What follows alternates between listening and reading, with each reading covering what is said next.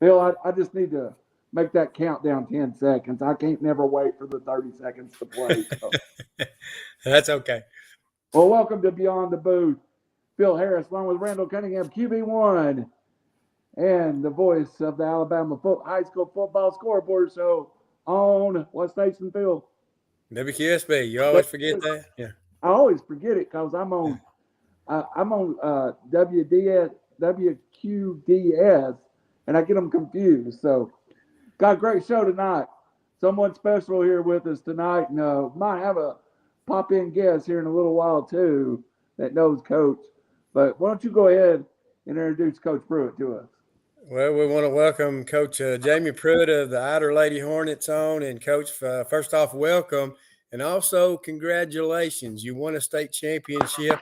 That has to be thrilling.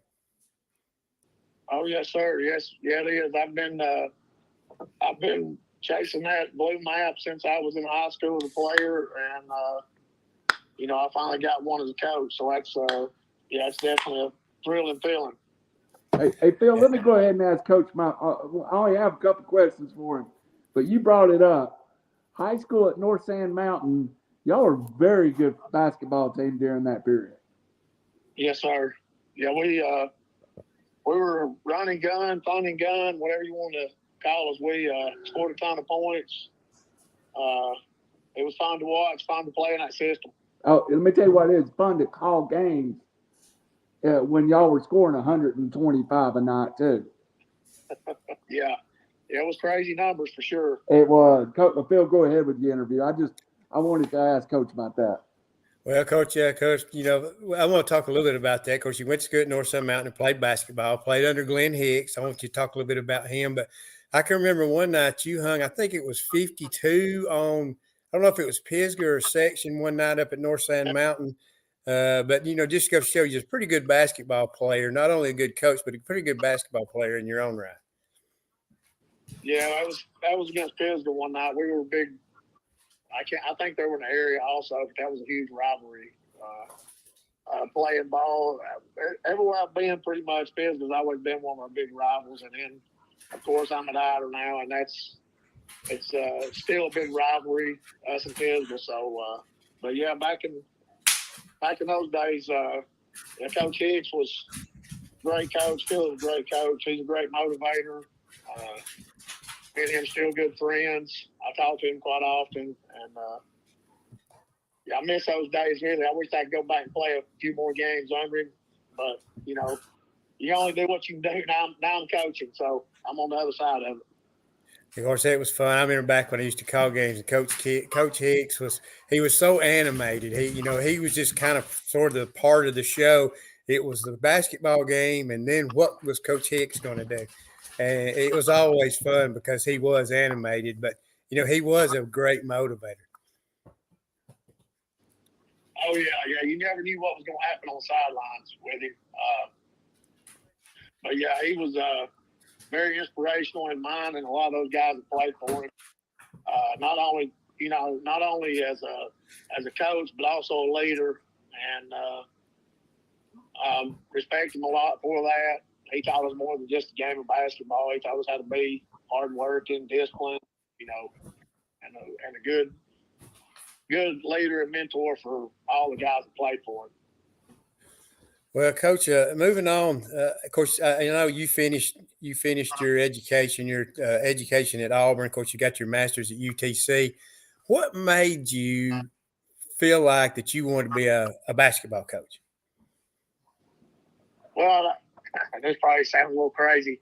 I always had a dream playing college ball and playing the NBA, and I know I was short and like at 5'9", I knew that the chances of that probably wasn't going to happen, but that was kind of my goal. I wanted to do the best I could. And, as I went to Wallace for 2 years, and as I went to Wallace, trying to figure out, the first year I just took general classes, and then, you're trying to figure out, hey, you kind of hit the realization, hey, I'm not going to go to the NBA, and so I talked to my parents and stuff, and my mom, she was like, hey, you love basketball, well, what are you going to do in basketball? Because I didn't know if I was going anywhere else after Wallace. and I didn't. So I was like, yeah, I'm gonna, yeah. She said, you love basketball. Well, won't you try to do something in that? So and like I said, I've always loved the game. So that's kind of the way I kind of got into coaching. My dad had coached growing up through all the years till I got into school ball. And then him and Coach Hicks were pretty good friends growing up. My dad's a little older than Coach Hicks. But anyway, they both went to Pisgah. And so like I said, I feel like Coach Hicks is a big influence on me also, but my dad was too. And I'd say those two men probably had a huge influence on me also for loving the game. Yeah, well, that's a good answer. I was going to ask you who maybe inspired you, but how did you end up being a girls' coach? I mean, I know you look at basketball and you played boys' basketball.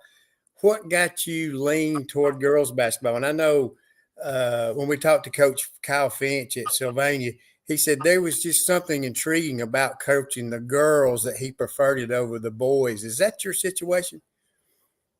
No, not really. I would say mine's different. And here's so I've coached probably more boys seasons than I have girls. And I started out as my first head coaching job, and I had the boys for like the first 4 years, and then we had a girls coach, and he ended up leaving, and the principal pretty much come ask me and said, "Hey, would you be interested in coaching both of them?" And I said, "I don't know about that. That's going to be a lot, you know." Well, luckily, I had a lot of volunteer coaches that helped me. So technically, I was just coaching. On paper, I was coaching a lot of teams. But technically, I was coaching the varsity boys and varsity girls. So that's kind of how I got my first run at the girls. And I coached both teams, boys and girls, at Ider for 2 years. I think that was 07 through 09. And then I left and went to North Jackson, took a boys' job there, and I went to section, took a boys' job there. And then I had 2 daughters. One was a junior and one was a freshman, I think it was. And I was missing a lot of games. And, you know, my oldest daughter was on the varsity at Ider. And I said, you know, I just don't feel like it's right for my kids. Here I'm a basketball coach. And, you know, you're missing so much of your own kids' high school career. So I just stepped back. I stepped down from section. I took really 2 years off. I actually taught 1 year, and then 1 year I just stepped away from teaching altogether and worked my brother-in-law. And then something opened back up at Ider, and I got back over there. I think I was over there 1 year, and then the girls coach left, and then I stepped back in. And that's how I kind of got back in the girls. And my daughter was a senior that year, so that was kind of fitting that I got to coach my youngest daughter her senior year. Actually, might have been her junior and senior year. I can't remember. But anyway, Yeah. That's kind of how I got back into it because, like I said, my daughters were playing, and then, you know, that's why I stepped down from coaching the boys, and it just happened to work out where I could go back and coach my daughter. So that was one of the main reasons. Yeah, so Allie was the one you coached. So, Coach, let's talk about Coach. When you're a coach, somebody has to hold down the fort. And Shannon, your wife, has to be a big part. Not only your program, but she takes care of things at home because everybody knows around in this area, any sport you coach is going to take up most of your time. Right. Oh yeah, Shannon's been huge. We started dating when we were in the 9th grade, and we've been together ever since. We've got 3 kids, and yeah, she knew sports was like, she knew basketball was huge in my life, especially, like I said, we were together in high school. She knew it meant a lot to me. And she knew when we got married that during basketball season it was going to be tough. And it's tough on her. She does take care of the kids, especially now they're older. They take care of themselves. But when they were younger, she was the one tending to the kids, tending to the whatever we had going on here at the house. And, they always talk about the coach having to sacrifice, but really your spouse really sacrifices more than anybody. And a lot of times they're the unsung hero that don't ever really get talked about or think they're almost in the background. You know what I'm saying? Yes. I understand that very much. Well, Coach, I want to ask you about something before we can start talking about the team this year. I noticed you're a little bit thinning on the top. I was wondering, is that hereditary? Is that the style you like, or is that from coaching girls basketball? I'm gonna say that's hereditary because my dad was on the sideline with us. If you saw him, he just never got brave enough to go ahead and shave it all off. So I think I was probably thinking I was at North Jackson when I went ahead and decided to make it. I just saw myself in a picture one day and like, y'all, man, I've been thinning on top for a while. And you see this bald spot in the back. I'm like, I'm just going to go ahead and shave that. My mom was very upset.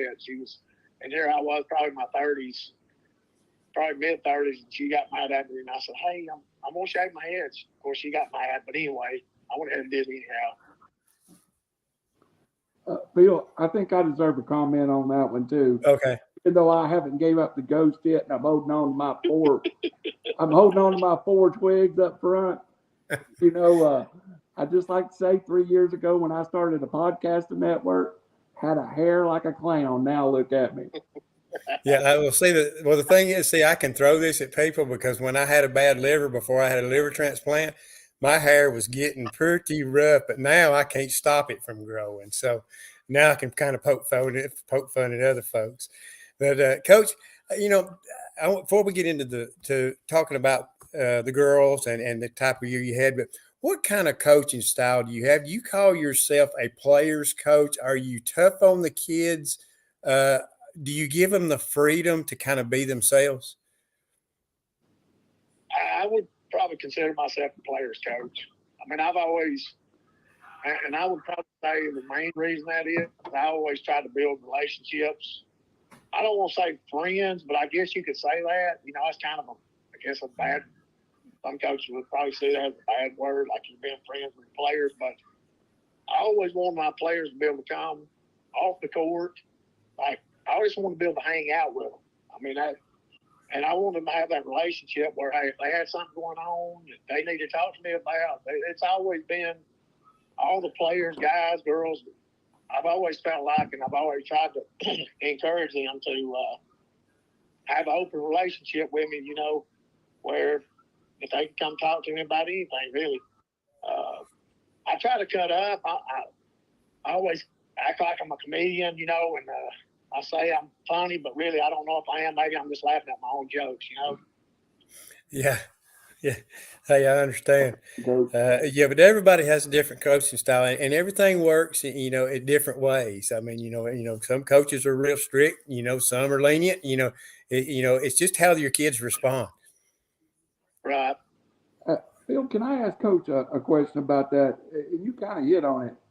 There's a little bit of stereotype from being a player's coach is that you kind of coddle them, but especially in college sports, you see that ability to communicate with your players. I think of a couple of football coaches that are super successful that are players coach. Do you think that helps you communicate with your players in game too, where you could just be brutally honest with them sometimes? Yeah, I do. I really do, and I've kind of had that role on my assistant coaches also. And I tell the girls or the guys ever who I was coaching too that, if you got some kind of input, I mean, they're not going to, I always let them have and give their input. That's not necessarily meaning that I'm going to do what you ask me or do what you suggest, but I'm smart enough to know that, hey, if my point guard, my shooting guard, or somebody comes over and says, hey, let's run this, or hey, we need to do this, I'm going to sit there and listen to what they say because they're right there at ground zero, and sometimes they see things that you don't see. And the same thing with my assistant coaches. I mean, sometimes they will come up to me and say, hey, you think we need to do this or you think we need to do that? I've always tried to be open and to my players and my coaches. And, and I always tell them, I say, hey, you throw any suggestion out there and I'm going to listen to you, but that doesn't mean I'm necessarily going to do what your suggestion is, So, but I do think that's just been my style. And I kind of feel like Coach Hicks was that. Now, when you get on the court, and that's kind of what I tell mine also, when you get on the court, hey, we got to be focused and locked in, practice or games or whatever. But when we're off the court, hey, we'll be hanging out, cut up or whatever, So I think there's a time when the kids have to know when, hey, we're just goofing off or whatever. But then when it's go time, they got to be able to flip that switch. And I think that's kind of part of it too. You got to be able to know when to turn it on and off. Yeah, of course, I guess, Coach, it's one that if you actually sit down and talk, if I talk with one of your players and they told, some coaches go, yeah, we're going to play hard because Coach's going to yell at us or we're going to be afraid of him. But probably more than likely, your young ladies are going to say, we play hard because we just don't want to disappoint Coach Pruett, and sometimes that's the way it is. Yeah, I would say that's a pretty good statement. Yes, sir. Yeah. Well, Coach, let's talk about the state championship. Of course, I mean, there was a big run. Of course, you lost early in the season, McIntosh Traylor, and everybody kind of had to change their roles around. Did this make it a big challenge for you coaching-wise because you had to move parts? And that was a challenge not only for the players to have to change their roles, but you as a coach. Yeah, it did make it tough. I mean, we had one of our key players. Normally point guards like the quarterback of the team. She was leading scorer the previous year. She was the county MVP the previous year. So she's a very solid player. And, when you take her off the team, sure, the dynamic of the team changes. And so I felt like for us and for me, just keeping the girls being positive and believing that they can do what the goals are was probably more challenging than me just moving pieces around. Keeping them engaged and making sure that they stay focused on, continue to try to get better every day. And I felt like that was going to be more of a challenge than, like I said, trying to move people here and there because a lot of those girls played sometimes they played those other positions. It just wasn't like their normal position. So, for instance, the backup point guard, she played backup. I mean, the one that come in and took McKinley's spot, Kenzie Smith, she played point guard when McKinley was subbed out, So it's not like she was going in there, didn't have any idea what was going on. It was just they were going to be playing more minutes at kind of different spots. Some of them were. Yeah, and often like in Kenzie's spot, she was playing against probably the best defender on the team, where she was used to maybe playing the two guard, and and I think but you got to give the credit for those young ladies while McKinley was out because they kind of held things together. I mean, they weren't a superior team, but it was a team that stayed competitive, and and they knew they had to hold down the fort until McKinley came back. Yes, sir. Yeah, I mean, we kept preaching that. I preached that quite often, that we had to believe in what we were doing and we had to believe that we could. And honestly, I feel like in the long run, and it helped us out, honestly. I really do. I just told them, hey, we're just going to keep plugging away at this and trying to be competitive night in and night out, trying to get better. And hopefully we will get her back at the end of the year. And that's exactly what happened. We didn't know if we were going to get her back or not, but I think in the long run, those girls stepped up. And if it wasn't for the ones there throughout the whole year, then we would never been in that spot anyway, So McKenna was a huge shot in the arm, but those girls that battled pretty much the whole season, yeah, they stepped up and it helped. It got us where we were, honestly. Yeah, I ran into Coach Hannah last week, and we talked about this, and he said about the same thing you did, and that's kind of the way I felt is that once McKinley got back on the floor and settled back into her role, everybody else's roles changed. But like in the instance, like with Kenzie Smith, she moves to a two guard, and she's not going against the best defender on the team. So really, it kind of freed everybody else up where – it seemed like they didn't have to go against the better defenders because the other team was going to put the best defender on McKinley. Right. Yes, I did play a factor into it because, like you said, when Kenzie's running one, she's probably going to have the best defender on her. And next best, probably offensive driver, is going to have the next best defender. So it's kind of a domino effect. And, you know, that's for sure what happened. So when McKinley got back, and she probably had the best defender on her, and then Kenzie had probably the number 2 defender on her. So, yeah, and it's kind of domino effect for everybody that way. But I just feel like she really she had to. I don't say she was the main one. Everybody had to take up a little bit of it. When McKinley was out, everybody had to step up, you know. But I just really felt like she probably flourished more than anybody because she was handling the ball all the time and being the point guard, and now she's off the ball. And man, she just really, you could just like see her just like weight been lifted off her shoulders, you know. Yeah, definitely. So, well, Coach, I want to share a little story that I saw. Of course, I broadcast on Southern Torch during the county tournament when y'all were playing against Sylvania, and late in the ball game, Kyle Finch got a technical foul. Well, in the dead ball situation, you inserted McKinley in to shoot the 2 free throws, and me and Howie was sitting there, and she walks out on the floor, and you could sense from the bench, you know, kind of sort of the change. I mean, you could kind of feel what McKinley meant to the basketball team. She walked out on the floor, and I know she was nervous, but she hit the 2 technical fouls, and then I think the crowd kind of figured out what was going on. And everybody just kind of rose to their feet as she walked back to the bench. You know, and I could tell at that moment, and you could sense it in the crowd, what McKinley meant to this basketball team and what the kids on that bench knew how important she was. That was a great moment. Oh, yeah, it was. And we got some pictures. Like one cousin, Brindley's on the team, and I didn't realize at the time. Well, first, McKinley didn't want to. And she knew that's why she was dressing out. I told her, I said, hey, if anybody gets a tee, I said, you're going to shoot the free throws. She's like, okay. Well, when it happened, we looked over there, and I said, hey, go in. She goes, no. So me and Morgan McKenzie, my assistant coach, we look over and said, yeah, get your tail up. You're going in. So she goes in. Well, I didn't realize it until after she had shot the free throws. Well, she shot the free throws and made them both. I turn around and look, and Brindley's over there squalling on the sideline, and it took me a second, like I didn't understand. You know what I'm saying? It took me a second to understand what was going on. So there's her cousin who we thought was going to be out the whole year, at least going there and making 2 free throws, you know. So it was definitely an emotional moment that night.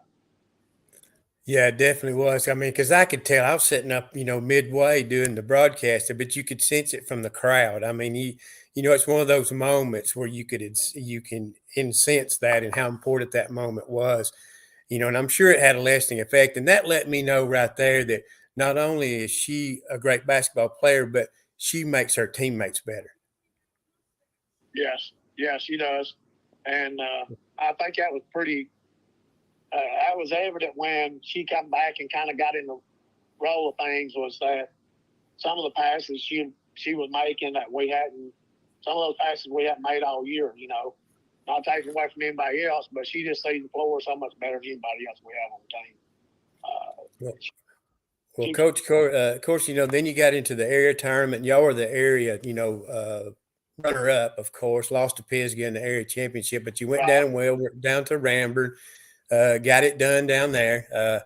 But did you feel like the team was kind of coming together after that? That, of course, the biggest thing is you just got to – I have told people time and time again, especially in girls basketball around our Jackson and DeKalb County area, if you can get out of your backyard, you got a chance to win a state championship. Probably your fiercest competition comes in your area. Right. It does. And I told the girls last year, and I honestly felt that way, and I still feel that way, even though we got put out by the net. I honestly felt like if we got by the net last year, we'd had a good shot of winning last year. And, you know, you just got to get the kids. I mean, I felt like as a coach, I've always, and I tell my girls all the time, I say, hey, I'm going to be a straight shooter, and I'm going to tell you like it is. And I'm not going to shoot you any bull. I'm just going to tell you. I said, hey, we got a chance. And I said that last year, and I said it this year. And I felt like when McKinley went out, if we continued to push and work. If she get back, then I felt like we had a good chance of winning. It wasn't gonna be easy by any means, but Pisgah's Pisgah and North Sands, two very good teams in our area, and they Pisgah guys in the area finals. And I told the girls in the locker room, I said, I want to play them again, and we're gonna play them at Jacksonville in the finals. And luckily, that's the way it ended up. We showed up that night big. Yeah, I get okay for anyone to ask you, but that's what I was going to get to.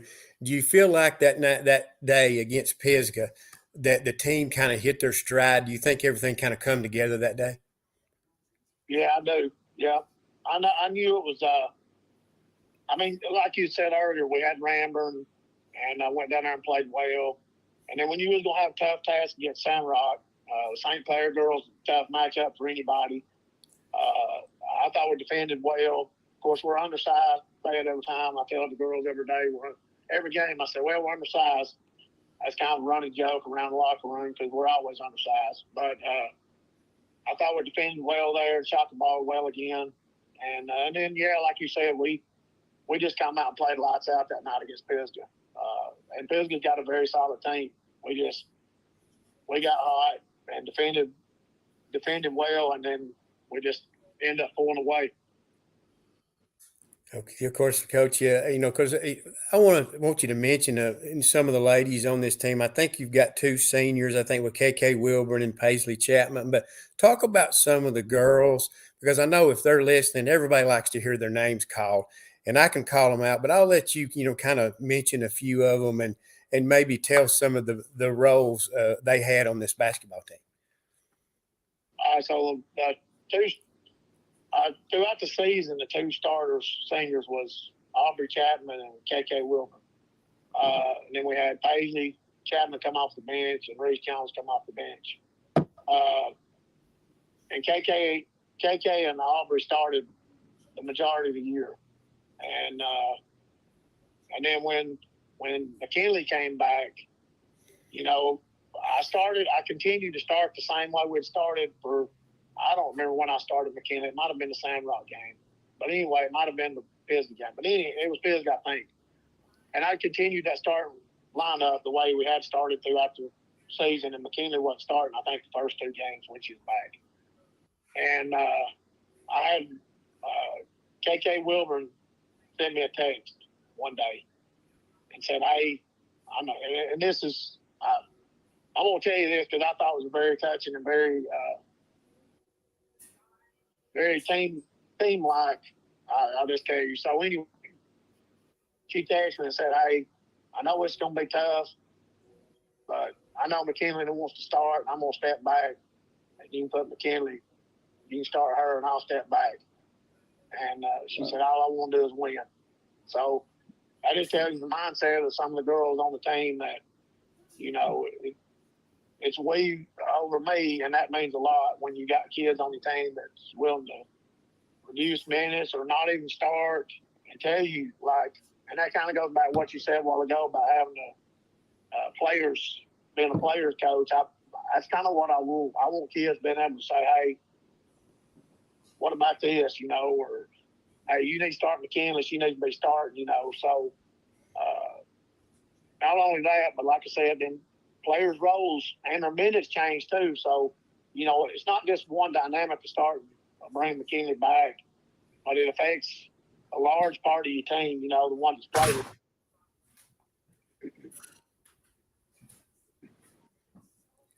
Yeah, definitely so. Coach, moving it a little bit forward, I kind of want to mention a little something, and this is something that's a little bit touching, and I know, a lot of people feel a lot about this fella that we lost recently, but Dwayne Patterson, he got recently inducted into the Jackson County Sports Hall of Fame. He's now been inducted into the Cobb County Sports Hall of Fame in June, but he's not going to be around to accept that award, and that's disappointing. But, we lost a good one in Dwayne. Right.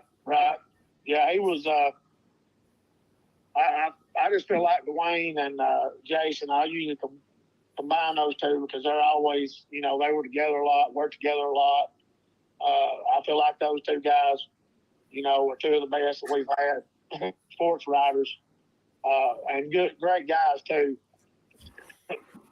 Me and my dad went and visited Dwayne back, I guess it's during football season, and it was very touching. Like, it was very tough to go see him, and luckily, luckily, I got to see him at the Jackson County Hall of Fame, and I got to talk to him a little bit. But yeah, he was a good one for sure.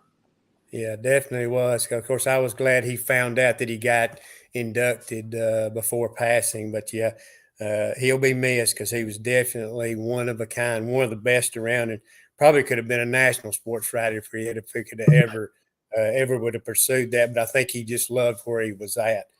And so that's a tribute to him. Well, Coach, let's talk a little bit about the Final Four.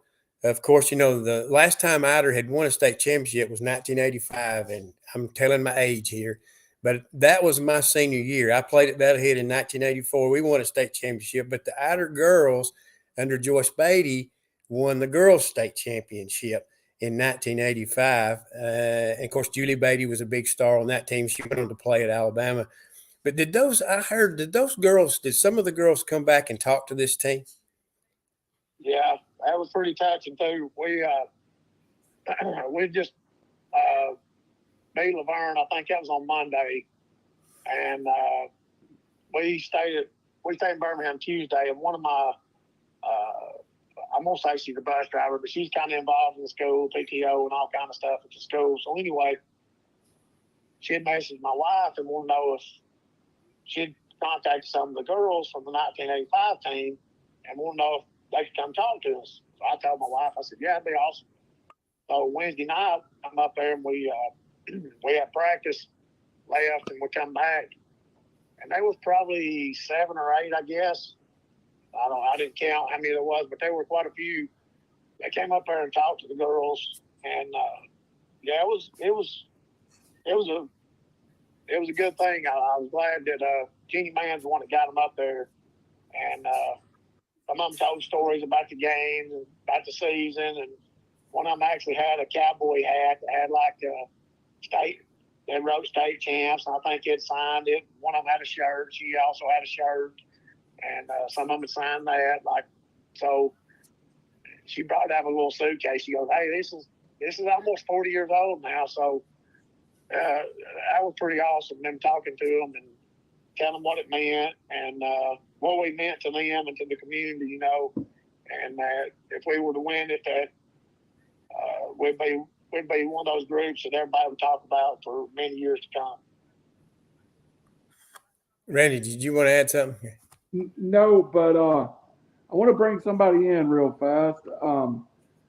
Coach, I know you've not appeared on River-City-Media before, but we have our own member of the North Sand Mountain community that is every Thursday night.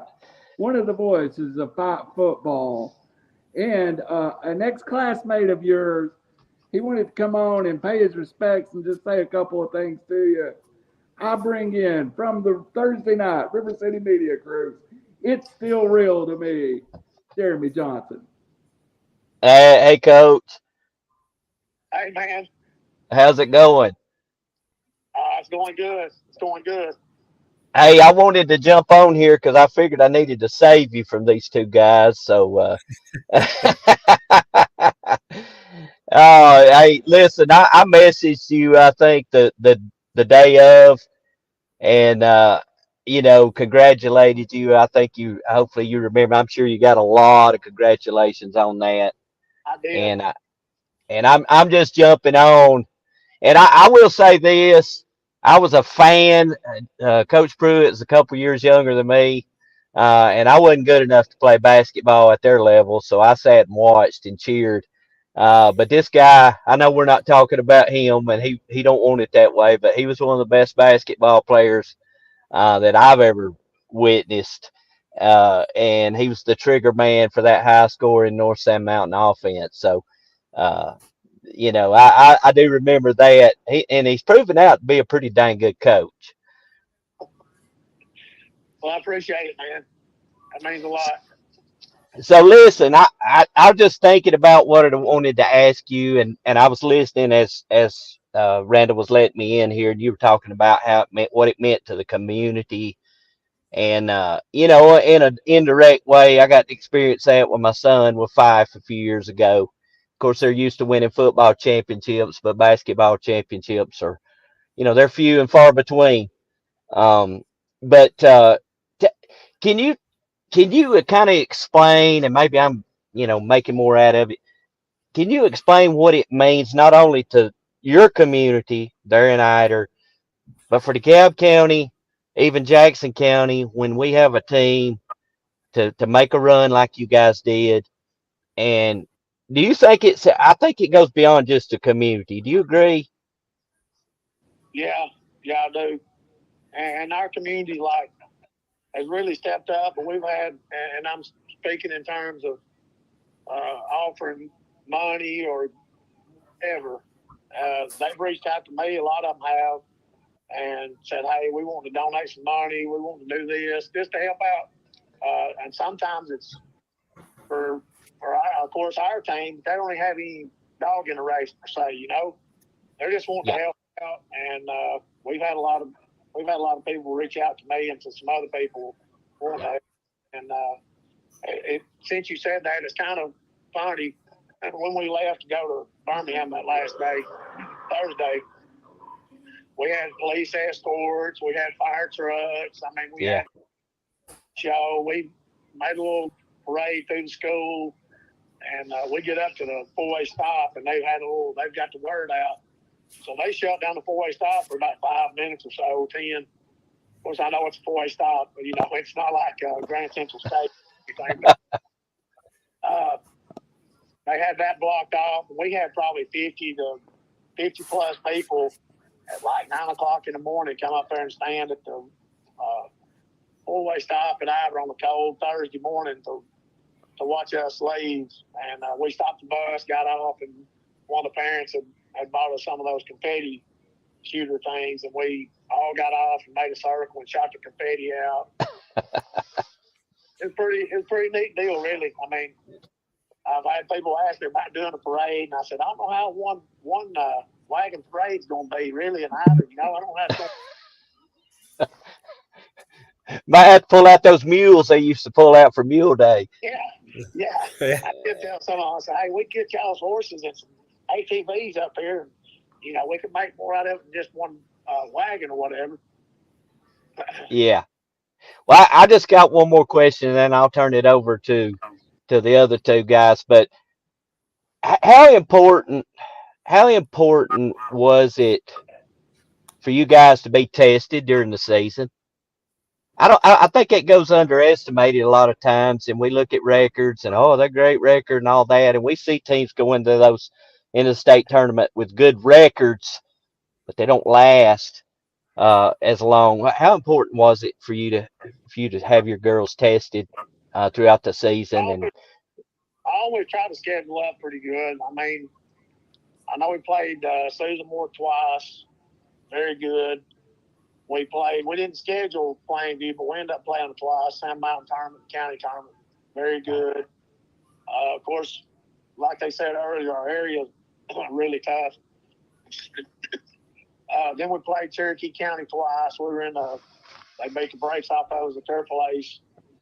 And we played them at our place and played them tooth and nail to the wire. We ended up getting beat a few points at our place. So I think it kind of shows you where you are. You know what I'm saying? Like, teams that are really good or, you know, as good or better than you, it kind of exposes you what your weaknesses are. It kind of gives you an idea of things that we need to get better at or need to work on. And I feel like that's one reason it's good to play better competition, you know, because like I said, you get to expose. If you're playing teams that you're 20 and 30 points better than, you're never going to get exposed to what you really need to get better at. And right, playing better competition, better teams, you're going to get to see, hey, we need to work on this. We need to work on our man offense. We need to work on the zone offense, or we need to work guarding the pick and roll, or, you know. So it kind of gives you an idea, hey, this is the stuff we need to get better at if we're going to play the best teams in the state. And that's kind of what year in and year out, that's kind of what I look at.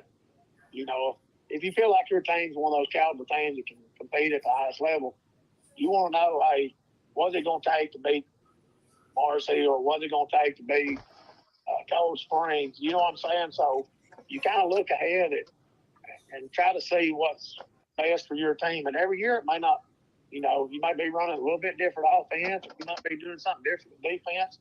A lot of that's based on, you know, most of that's based on your personnel. So Right. I think that's one thing as a coach.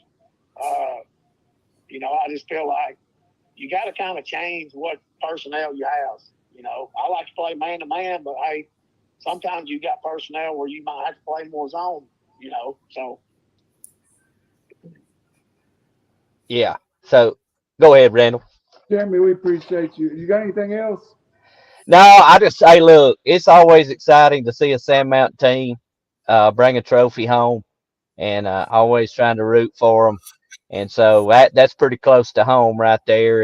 And you know, this guy, if anybody deserves to bring one home as a coach, I think Coach Pruett certainly does. And I'm really happy for the girls and for him and his family and stuff, and the Ider community for sure. Absolutely. Jeremy, we thank you for jumping on with us. Thursday night, Thank you, Jeremy. Media. Go ahead, Phil. All right. Thank you, Jeremy. Thank you. All right. Well, Coach, let's get back to this. Of course, you know, you spoke about the thing I was going to ask about next, and that was the parade. I saw the video. I work out around Ider because I work for Frito-Lay, so I deliver out in that area. So I got to see the video, and you know, and I thought it was, you know, I thought it was neat, and I'm sure it was special for the kids because, you know, people don't understand. If you're a part of it, you know it. I was a part of it. I played on the state championship team, and I know you won a state championship, but in a way you kind of step back, and it's thrilling and it's wonderful. But in a way you step back and you go, hey, this is over. You know, this is done. We don't play another game. The season's over. And in a way you kind of sort of like, you know, wait a minute here. You know, it ends. You know, we don't play any more games. But then you kind of reflect, and I did this after my last game of my senior year. That's when you reflect back and go, winning the state championship wasn't the most important thing. It was the memories. It was the relationships. You know, it was the friendships made. It was the bonds made. You know, it's all those memories all rolled into one that was the most important thing of all. yeah, that I don't know, holding that blue mouth is pretty important. Yeah. Oh, yeah. I understand that. But, you know, with all that around it is just it's so great for the kids. And it's the journey getting there is a big part of it. And you know, we told our kids pretty much from the time we got to Jacksonville to try to enjoy the moment. You know, because it's over with, like you said, pretty much in the blink of an eye. You know, those 2 weeks pretty much go by super quick. And you know, as a coach and as a player, usually on that final game, I mean, you poured so much yourself, whether you make it to the state final, whether you win it, whether you get beat out in the area time or whatever, you always see those sad tears, you know. And this is the first year, really, I go back in the locker room and there's no sad tears. So I didn't know what to say. Like, you know, usually kind of got in your mind what you're going to say, but you go in the locker room, me and those 4 or 5 girls on the presser after the game, we go in there and I'm like, you know, we're all excited and stuff. I pretty much just told them I loved all of them. That's all I could think of because, you know, we've done what we set out to do. And, but yeah, we've made a ton of memories with this team. It's been a struggle at times, but we fought through things. And at the end of the day, every time we stepped on the court, I felt like for the most part, the girls were ready to play and they put it all on the line. Yeah, well, Coach, I don't think they realize this yet, but, you know, they have left a legacy. You know, even today, I played on the state championship team 39 years ago, and people still will come ask you questions about it. So these young ladies will be telling their grandkids stories about this time because, these kind of legacies, they don't never go away because people always, wants to be a winner. And like, where you were talking about all the community gets behind Ider. Well, I've been in doing the scoreboard for years, and I love it because I get to jump on the bandwagon. Whoever's winning, I'm for. Because being in the media, and like a friend of mine, John Kirby, that I played football with, he goes, Phil, the thing is with what you do, you never lose. You always win. He goes, you never lose. And, he said, that's the bad thing about being a coach is you lose some, you lose a lot of times, but he said, you never lose. You just get to jump on the bandwagon of who's winning. Yeah, that's true. That's true. And, boy, and it's different when you go in that locker room, and them girls, especially you seniors, it's their last time, and it don't happen much. I mean, there's not many coaches and teams that get to go out on the happy tears, as I was saying. Most time it's sad tears, and Yes. it makes it tough. It was a good to go in and not have to, go hug somebody squalling over in the corner because that's their last game and they knew it, and they got beat. I mean, it was a great feeling going there knowing how you was going to hug somebody, and they're super excited because we just won the whole thing. Yeah, definitely so. Well, Coach, let's talk a little bit about the state finals. Of course, when you get down there, it's a bigger stage. The kids experience a lot of different things, and they're kind of put on a pedestal, and the intensity level is a little different. And I've seen this when I've broadcast games from Jacksonville and Birmingham. When you first come out in a game, you're on a longer court for one thing. But when you first come out in a game, the teams start out and the intensity level is high. And then it seems like both teams kind of sort of hit the wall for just a little bit until they get their second win. Do you see this a lot in games when you get on that big stage? I think one of the biggest things, and I've talked to several coaches about this too, we all, as coaches, you try to do whatever you can to kind of get an advantage or help your kids. I feel like, and I'm relating this to the shooting because it seems like a lot of teams will go to Jacksonville and they just don't shoot the ball well. So I've known coaches to go practice. Like last year, we practiced at Scottsboro a couple of times, trying to practice in a big open gym.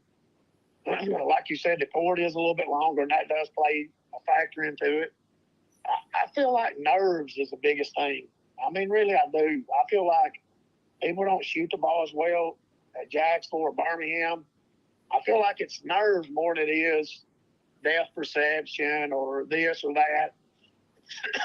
As a coach, you've heard it all, and we've probably done everything in the book. I mean, I've known some coaches to go practice, for instance, like at Section or Sylvania, pull the goal out away from the wall where, you don't have as much background behind you. So us coaches, like this time I put the college three-point line, I taped it off in our gym on both ends just so our players would get used to shooting with that.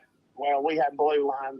Jackson was red because I feel like that affects them sometimes.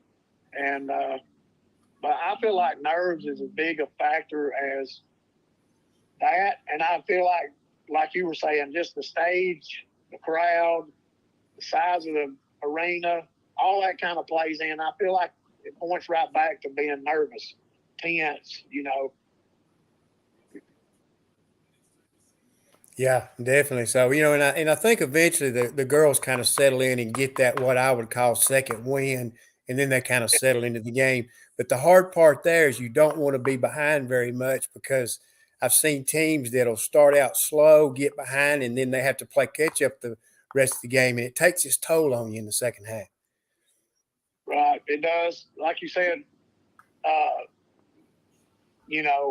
coming out trying to be not nervous and trying to get settled in, like you said, as quick as possible is huge because everybody knows, probably every team and every girl out there that's playing is going to be a little tight and a little tense, and a little nervous. So I feel like the quicker you can kind of get settled in, it's better for your team. I don't know any magic formulas to try to get your team just to, I'm doing coach speak, and I always say, hey, it's just another game, but everybody in the locker room is going, no, this ain't just another game, coach. So So anyway, you're trying to do all you can to give your team an advantage, or just try to settle them down on a big stage like that, whether it's at or Birmingham. Yeah, and then when you talked about, having a challenging schedule is very important. Of course, your team finished 27-11 for the year, but having that challenging schedule, and of course, when your area is good, that helps you all the way around. I know it definitely does. But Coach, something that people have asked me in the past, and I've watched several games, but a lot of times, and you can probably comment on this. A lot of times, of course, you played Mars Hill in the finals. But a lot of times when you get outside of North Alabama in girls, you're going to face athletic teams. And I tell people this all the time, and they'll say, well, this team's 27-4. I said, yes, but a lot of times these teams, when they get down south of us, they're athletic, but a lot of times they don't handle the ball very well. And that's where teams up here are at an advantage. Yes. I feel like North Alabama skill level is – I feel like that's kind of a separator for us. And I'm not talking about my team. I'm just talking about teams in general. I feel like our skill level can match pretty much anybody in the state for the most part. It might be somebody out of the Northwest one year. It might be somebody out of the Northeast who wins the whole thing. But I feel like that's kind of a separator is our shooting and our skill level. Now, of course, if you face teams that's longer than you or bigger than you, then sometimes that overpowers your skill level. So, but I feel like that's kind of separates North Alabama from the other parts of the state. Well, Coach, a couple of people I want to ask about, then I want to talk about the down in Birmingham. But I see this all the time, but I was wanting to ask you this: is how did McIntosh Traylor get the nickname? Is it Machine Gun? Yeah, Machine Gun Traylor. Yeah. How did she get that nickname? It was given to her by Bo Starkey from Average Joe's. And I think he said that he started calling her that. You'd have to, now, don't quote me on this, but I'm pretty sure that what I read was he said that he gave her that nickname because she had scored quickly and score in spurts. So she could put up a lot of points quickly. So he gave her that nickname last year, and he kept calling her that. Oh, yep. So it's kind of stuck now. Machine Gun Traylor, yep. Yeah. I guess she takes that as a compliment. Phil, I got a question from the internet that wants to ask Coach a question. Let's work this one in because I think this applies to what we're talking about. Coach, we have a question. I did not save the young man's name. Anybody want to ask questions, just put them in the comments. He asked, when did you know during the year that McKinley was coming back? Because I think there was some debate whether she would even play this year. Right. Really, it was about the area game against Pisgah, area tournament game against Pisgah. And we were going to hold her out at that game. I didn't want to take a chance on her getting re-injured or what have you. So because we knew that was going to be a dogfight, so we didn't play her that night, and we just started in the sub game. And so that's about the time we realized she was going to get to come back. Well, of course, Coach, I think a lot of that to her coming back early was attributed to her hard work because a lot of folks said she wouldn't come back for the entire year. Right, it did. And she worked a lot. She went to rehab. I won't think they was going like two or three times a week maybe, and then she was doing a lot of stuff on her own at home and stuff. And she's a hard worker, like I said in the presser, and but I feel like I've got quite a few girls on that team that work really hard, But she definitely wanted to come back. That was her goal from the get-go to make it back by the end of the season, Well, Coach, let's talk a little bit about Birmingham. Of course, you beat Luverne in semifinals. Won that one pretty well going away. I think Kenzie Smith had a good night or a good day that day. But at the finals, you got Mars Hill, very talented team. I know they've got an eighth grader that's just an outstanding player. What was the difference in that game? I feel like the biggest difference for us was probably our fight, our toughness and our fight because when you were so outsized, they have 3 girls that's probably 5'9", 5'10" to 6 foot. I think our biggest girl's about 5'8", maybe, So we knew that was going to be tough for us. And we knew that was going to be. I said the difference in the game before the game started. I told the girls, I felt like the difference in the game was going to be the paint points. And if we could hold in to one shot for most possessions, they just didn't keep getting rebound after rebound until they scored, I felt like we had a good chance of winning the game. Now, I knew it was going to be tough, but I felt like that was the key to the game for us because we keep them limit their paint points. And if we did that, then I felt like we was going to have a shot at winning the game. Yeah, definitely. So, and of course, a big factor in that was McIntosh Traylor. I guess she drove a lot of the game and got to the foul line. And, that was a big difference in the game, too, is knocking down free throws.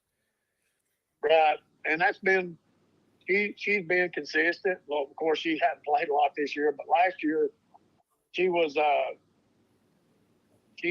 very consistent at the free throw line. And, I wouldn't say we were stalling the ball at the end, last 3 or 4 minutes, but we were definitely playing more conservative, and we were going to take like a layup, and that was pretty much what we was going to take because we felt like we had the guard advantage, and it was going to be tough for them to come out and guard our guards out towards, spread out towards half court.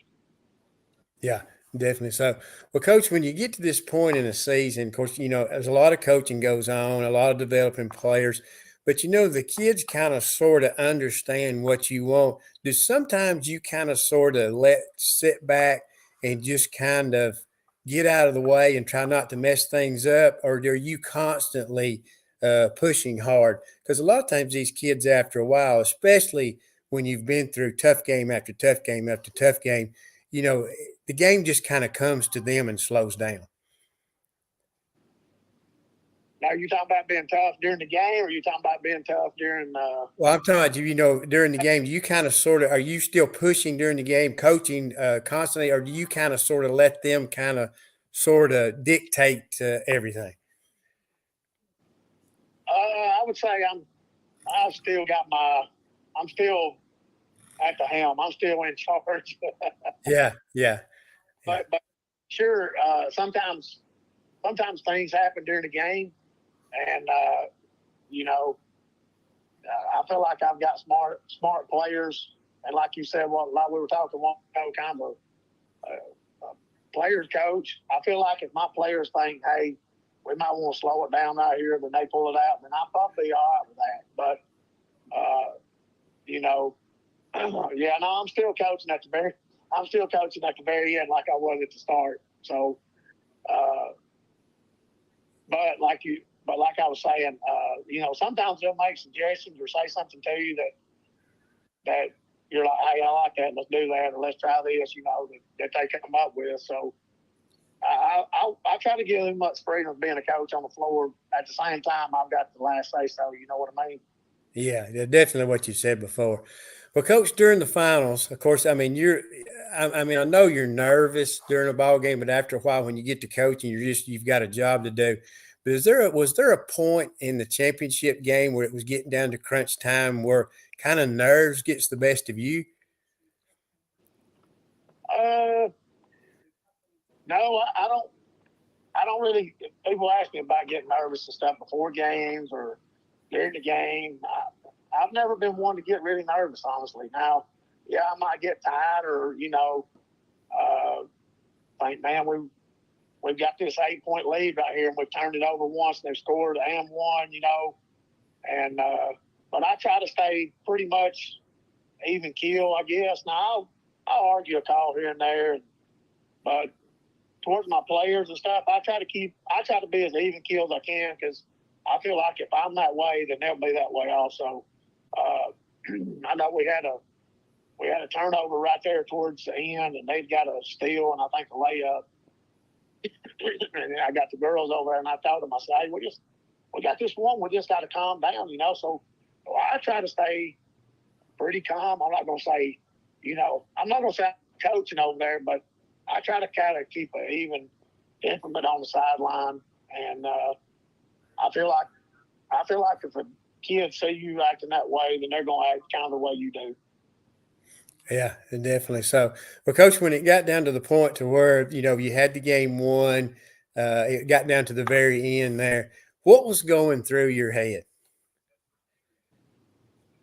Well, I thought we had it won when it was up 8 with about, I don't know, probably a minute or so to go.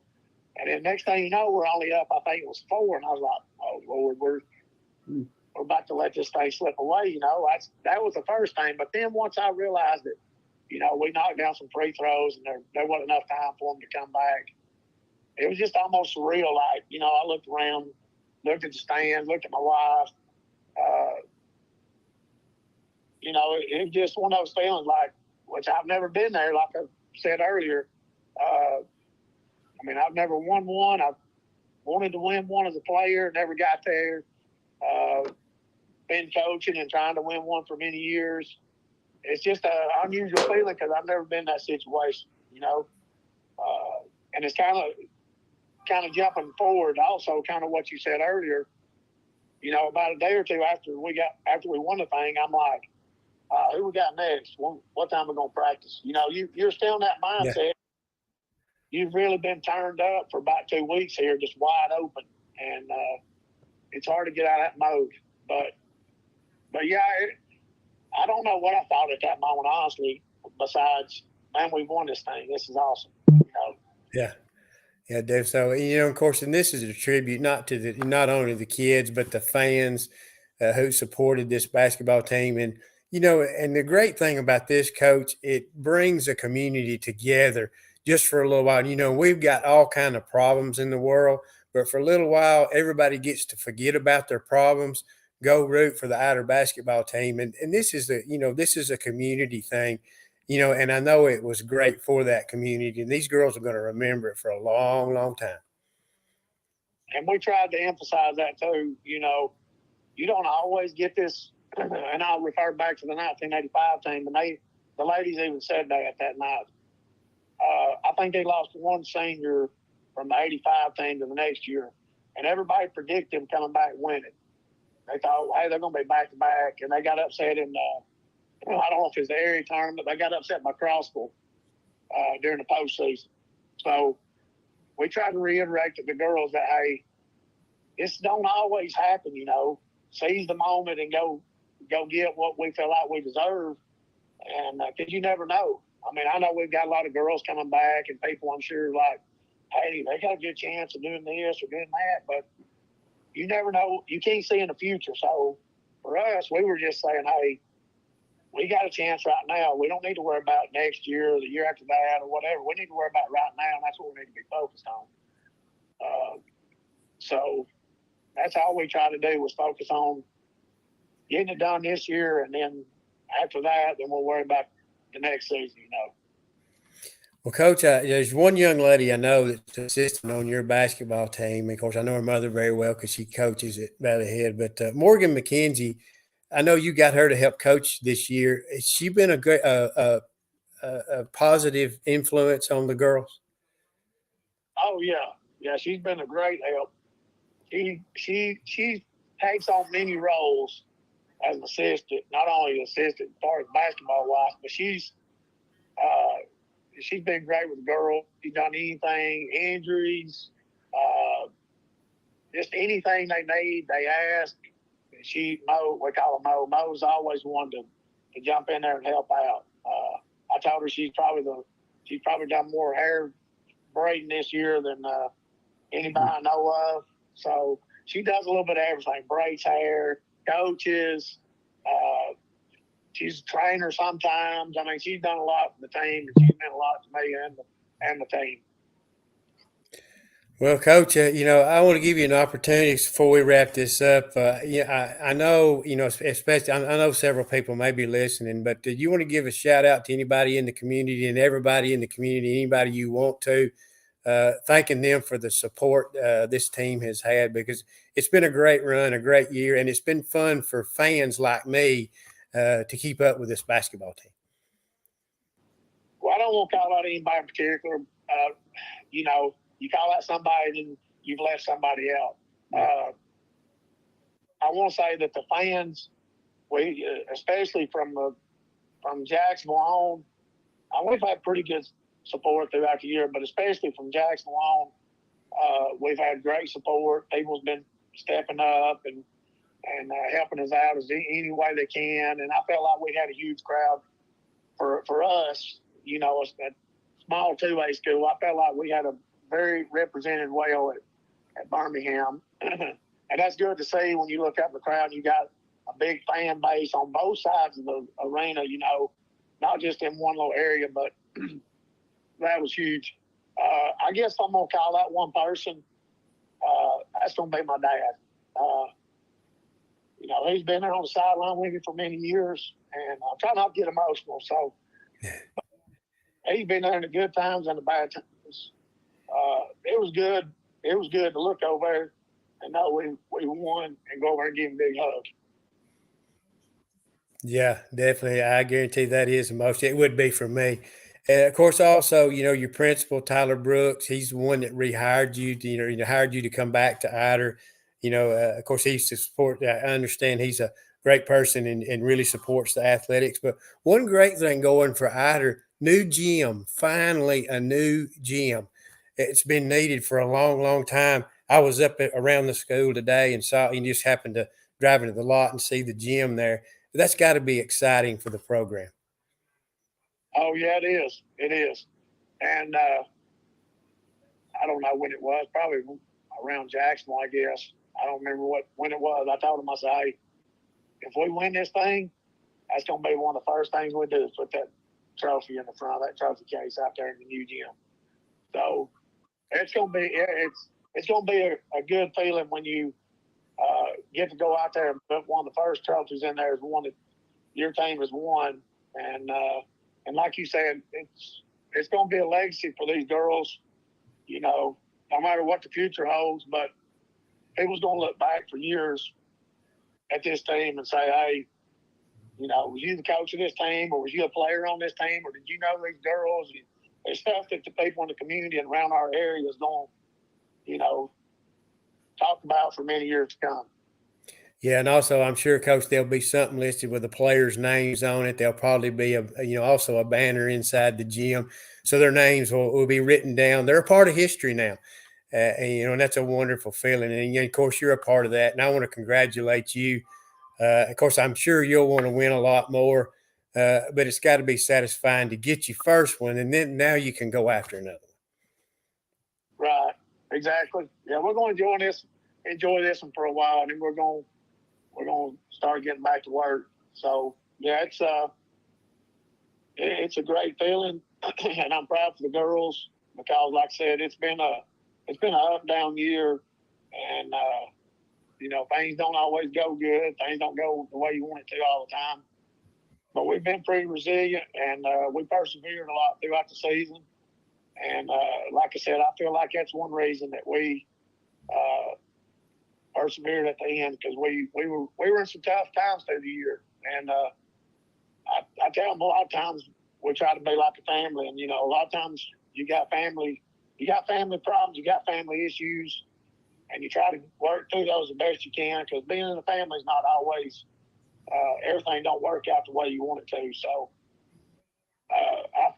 like I said, the girls fought and played hard the majority of the season and played for each other.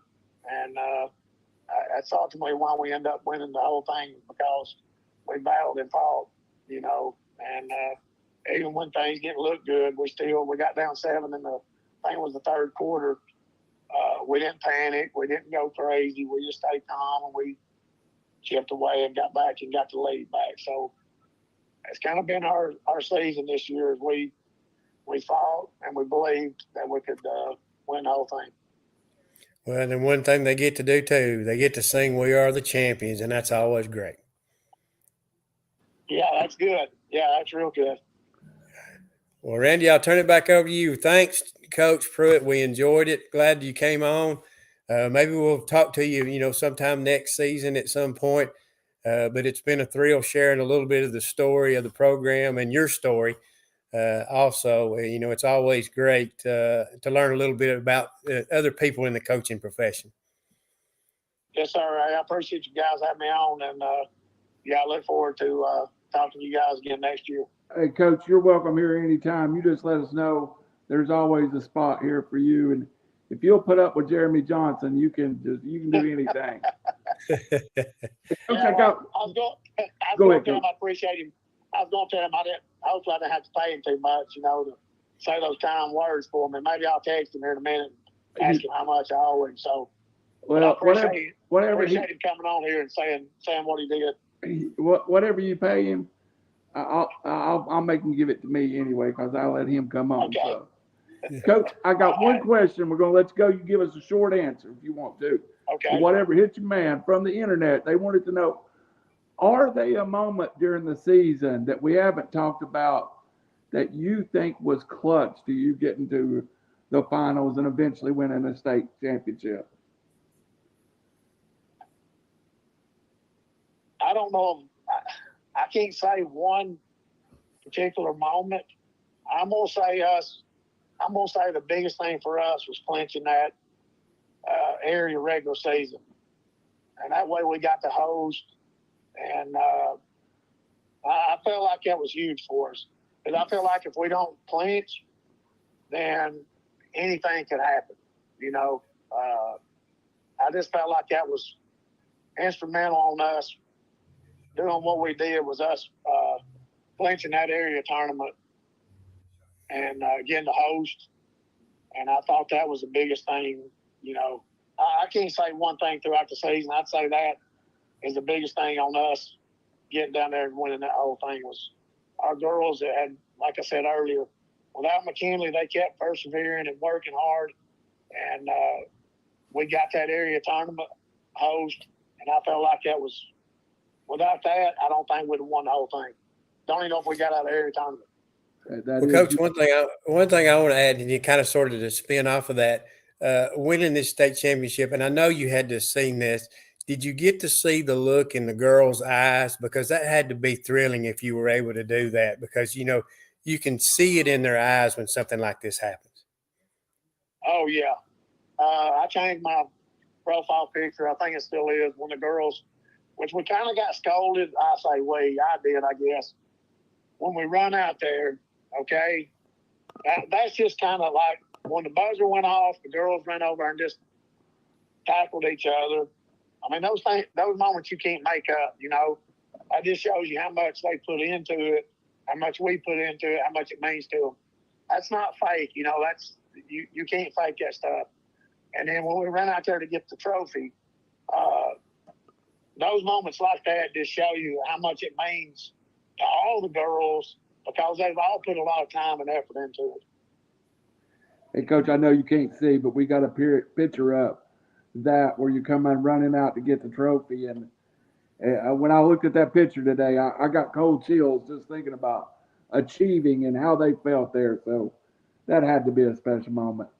It was, and it still is. It'll be one that I'll never forget. Hopefully we can do that more. I'm not, like I said, you don't know what's going to happen in the future, but it was definitely, it was definitely a very emotional moment, put it that way. Well, Coach, we appreciate you taking the time. I know we held you just a little bit longer than we said, but you always got, and hey, I don't know if they're doing any fundraisers or doing something to celebrate. Let us know, text me, just anything like that comes up, you let us know so we can post it on our website. Okay, that sounds good, guys. Appreciate it, Coach. Good night, and thank you very much for being on. Hey, thank y'all. I appreciate it. Thank y'all. Thank you very much, Coach. All right. See y'all. See ya. Bill, I just want to hold you on just a minute longer. First off, Coach, okay. You with Coach. We had a couple of things that happened today that I think are worthy of breaking news, so we're going to tack them on to the end of this show. won Bradley Central, the Bearettes, the best program in the Chattanooga area, win the 4A state title. Huge, huge to see Bradley County back on the top of girls basketball in the state of Tennessee. Yeah, I saw that. That is big news. Of course, anytime we have some teams around in our area win a state championship, it's always thrilling because we hear a lot about football. Basketball sometimes takes a back seat. Not down here where I'm at. Sometimes basketball takes a front seat. The crowd support is big time. But Bradley Central, yeah, that's huge for them to win a state championship. Bill, and to me, we would be remiss, and I'm gonna make an effort to get him on here. I don't know if we can, and I don't even know if you know this yet, but today about 3 o'clock, Coach Gary Rankin at Boyd Buchanan was elected to the National Coaches Hall of Fame out in Nevada. He'll be admitted this summer. 458 wins, 17 state titles. Hey, he was a runner-up at Boyd Buchanan last year. And I know we have a lot of good football coaches in the area. 17 state titles, National Hall of Famer, Coach Gary Rankin at Boyd Buchanan. Yeah, he has built a dynasty no matter where he's gone. But, of course, he was at Alcoa is where he made a name for himself. But, that's got to be – being in the state Hall of Fame is – or your county or your state is huge. But being in the National Hall of Fame, that's a big attribute right there.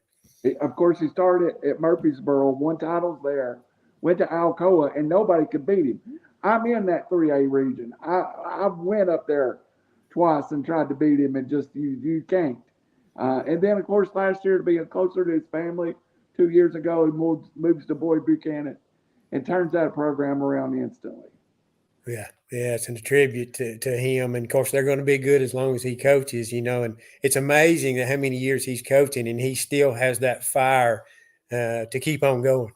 Yeah, and when you talk to him, you get a lot of one of the most respected people I know, Coach Paul Benefield at 5. When you talk it's funny, you talk to Coach Rankin and you talk to Coach Benefield, and you see a lot of the same traces in their personality.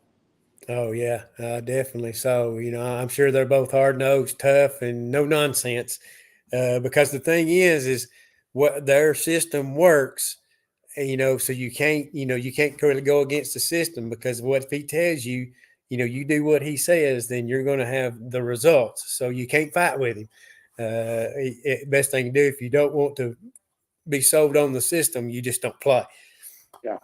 Well, Phil, next week we jump back into football a little bit.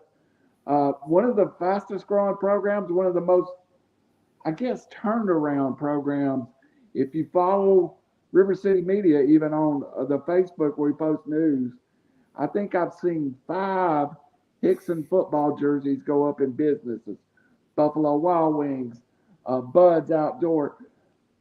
It's a football program that had no excitement around it since the Bullock twins left about 15, 20 years ago when they, of course, both ended up in the NFL.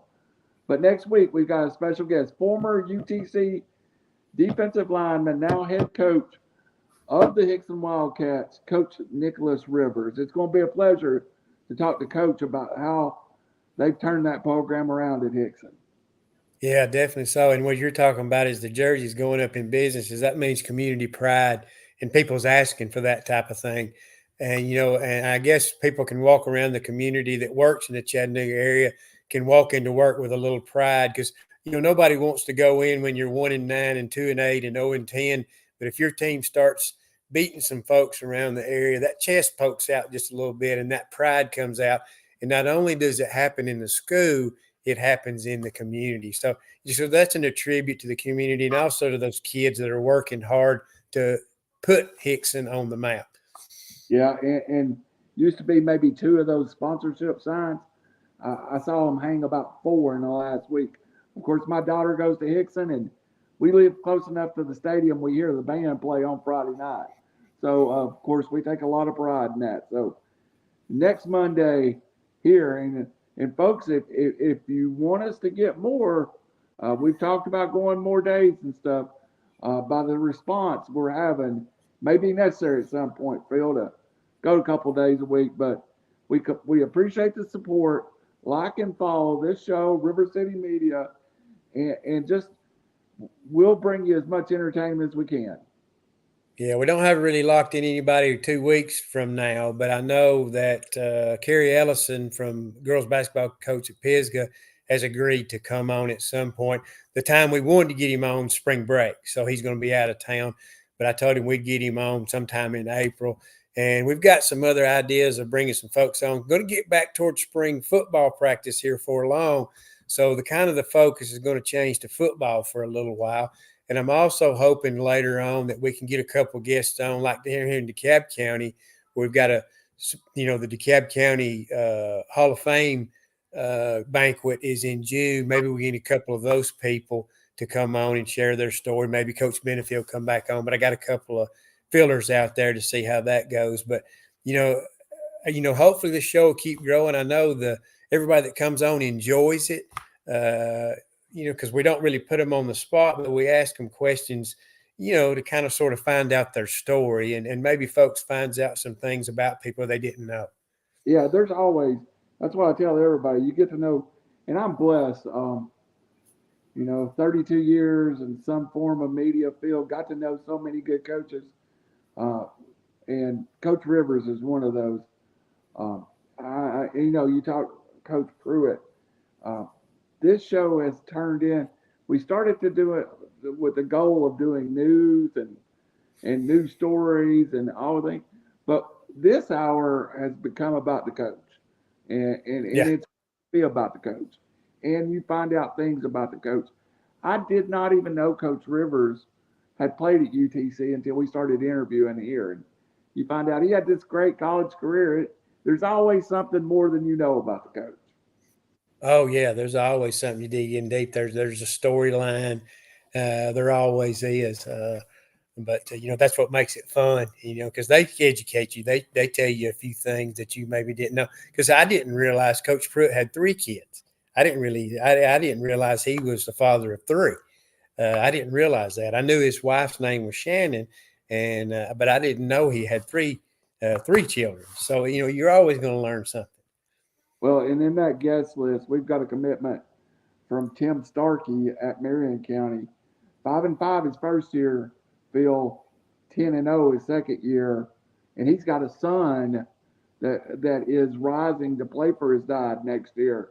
That is Tim Starkey's son and Casey Woodall, who won a state championship at Grundy, and TJ, their son, is a great athlete. So maybe we'll get Coach Starkey in that 18th slaughter before long, because we really want to get him during spring practice.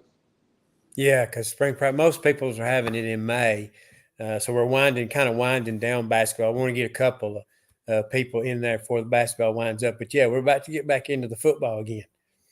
And Phil, last thing, we'll call it a night.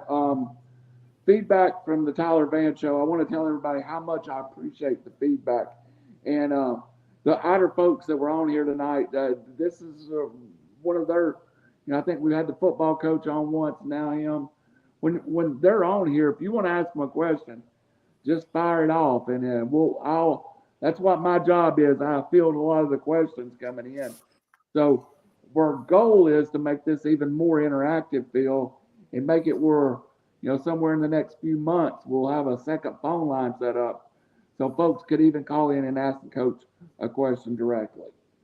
Yeah, because as a popular, and of course, you taught me into doing this podcast, and I really hadn't ever thought about doing it, but it's enjoyable. And over the years of the broadcasting I've done, I didn't realize how many people that I knew who knows this one, who knows that one, who, hey, Coach, well, that's how I got through to Coach Pruett. I got Coach Grant to ask him if he might be interested.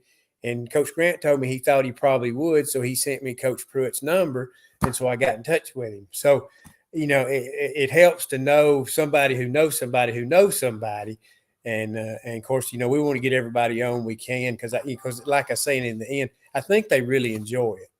Yeah, and there's only 5 members of River City Media: myself, Phil Harris, Jeremy Johnson, and Howie Cheney, and so far, we've been able to get a hold of anybody that we wanted to get a hold of in 3 states. So maybe it's just having the right 5 guys. So, Phil, I really enjoyed tonight. Coach Pruett, I did not know before tonight. It was a great privilege.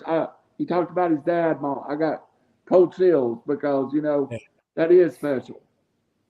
Oh, yeah, definitely. So, and of course, anytime, because your parents, they're your big influence, and to being who you are, they're the one that puts that hat on your head.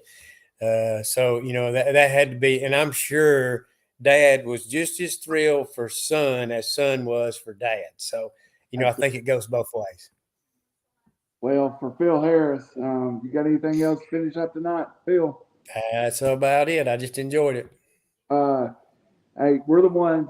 I feel like we get to have the most fun of anybody on here, and make new friends, and it's just a great privilege and honor to sit on my couch and talk to the finest minds in the state of Georgia, Alabama, and Tennessee about high school sports. So, very lucky to be able to do this. And one thing we do, we don't lose. No, I'll put teams on you in a heartbeat. I'm going. Yeah. Hey, I am a Ray County Gabbard. They named their new coach, Coach Harvey from Walker Valley, their defensive out coordinator. So Ray County's got a new coach in place as of the last week. Yeah, well, that's good news. Maybe they'll get things going in the right direction. Might try to reach out and grab him too. For Randall Cunningham, for Phil Harris, thank you to Jeremy Johnson for coming in. The real star of the show, of course, Coach Pruett for being on tonight. Good night. God bless, and we'll see you next week.